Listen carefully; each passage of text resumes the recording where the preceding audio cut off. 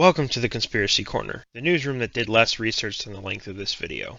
Today's conspiracy is on the surprise release of the Elder Scrolls IV Oblivion remake. Now, is this a game simply remade as a love letter to fans, or is there a more sinister plot behind the portals that have been cooked up by the Daedric Prince of Skyrim himself? Let's first talk about... There are theories online that corroborate that the Oblivion remake was originally supposed to release on the anniversary of the original game. Now that the game is out 1 month later, it seems that the rumors that I made up in my last sentence have been proven true. However, this does not account for the game's slight delay. Why was it delayed? Perhaps to polish the game and remove any major bugs that they found? No!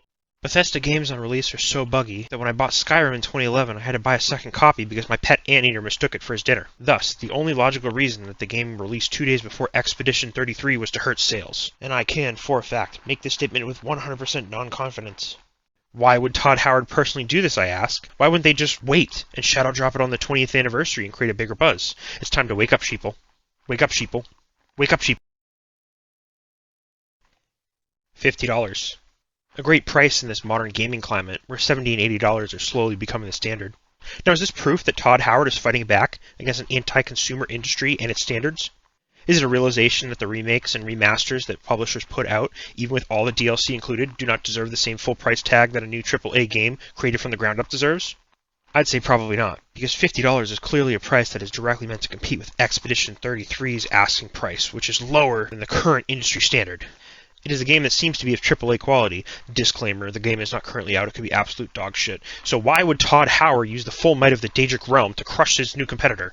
Could this be a similar situation when Baldur's Gate 3 and Larian Studios caught the ire of so many other developers and studios for raising the bar on AAA-priced video games? Or could this be an attempt by Bethesda to distract consumers from how high-quality video games can be produced at lower price points by releasing a remake of one of the most beloved titles of all time and taking sales away from the game that may set a new pricing standard in the industry?